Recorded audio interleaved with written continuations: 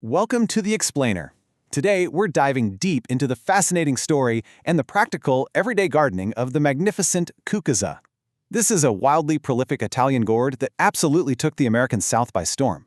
Look, if you've ever battled with zucchini in the dead of summer, only to watch it just totally succumb to the heat or the bugs, you are definitely going to want to pay close attention.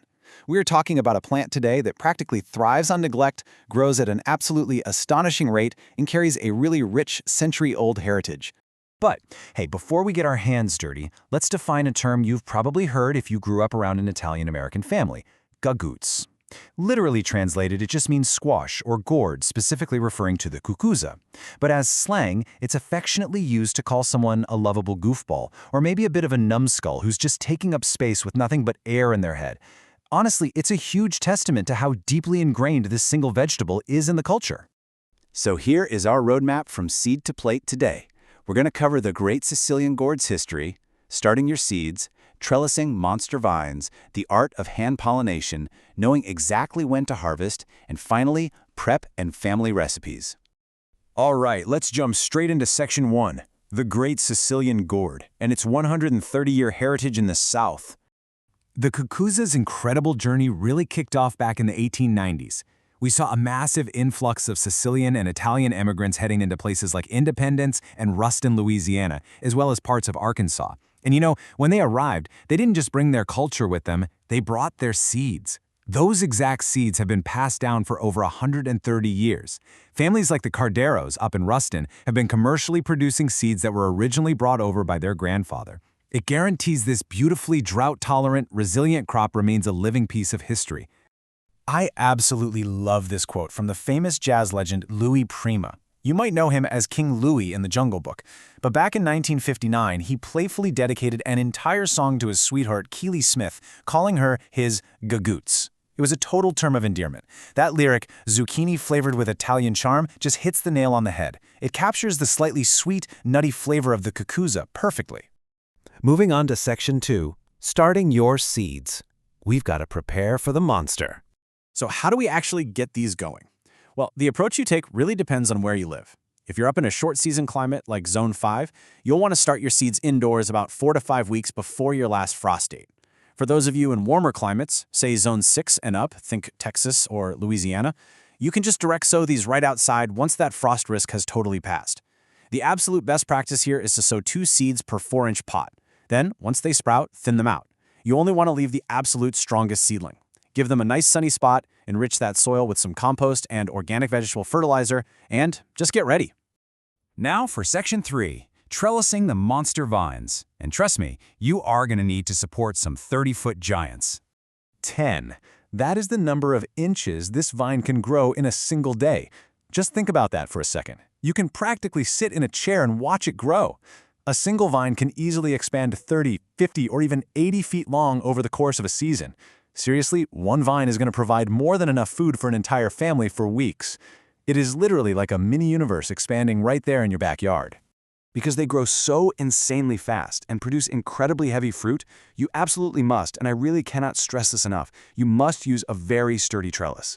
Standard tomato cages, they're just going to instantly collapse under the weight. You want robust overhead structures, heavy-duty fences, or, and this is what some really clever gardeners do, you can just let the vines drape entirely over a chicken coop. Not only does the coop support all that weight, but those massive, soft, fuzzy leaves happily provide some much-needed shade for the chickens during those brutal summer heat waves. So why is trellising completely non-negotiable? Well, if you let them sprawl out on the ground, they curl up, they hit random obstacles and twist around them, and they are incredibly prone to rotting on the moist earth. But letting them hang high on a trellis allows gravity to do all the hard work. It pulls the gourd straight down, creating that iconic, smooth, pale green baseball bat shape. Plus, honestly, it just makes finding them hidden beneath those massive leaves so much easier. Section 4 is all about the art of hand pollination, a process old-school Italian gardeners affectionately call making a kiss. First up, you've got to play matchmaker. Cucuzza vines produce these really beautiful white flowers that actually bloom at night or super early in the morning. To hand pollinate, you need to know the boys from the girls. The male flowers have a straight stem and a stamen covered in yellow pollen right inside. The female flowers, very easy to spot because they proudly display a tiny, distinct immature baby squash right between the stem and the base of the white petals. Now, you could just wait around for nighttime insects to do the work, but let's be real, they aren't always perfectly efficient. To guarantee a massive harvest, you step in.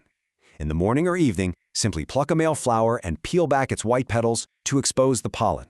Find a fully open female flower, ideally on a completely different plant so we can mix those genetics, and gently brush the male stamen inside the female flower to transfer the pollen dust. Just a little kiss and boom, you've locked in a gourd. Which brings us to Section 5, knowing when to harvest. After successful pollination, these gourds practically explode, and size absolutely matters.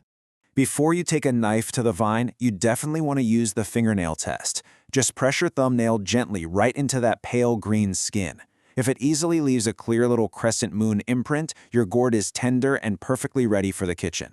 If it feels woody or rock hard and your nail doesn't leave a mark, you've waited a bit too long, and the skin is going to be way too tough to eat. So what is the sweet spot? You're really aiming to harvest them when they're around 10 to 18 inches long. That's when the culinary quality is at its absolute peak, super tender with tiny, totally edible seeds.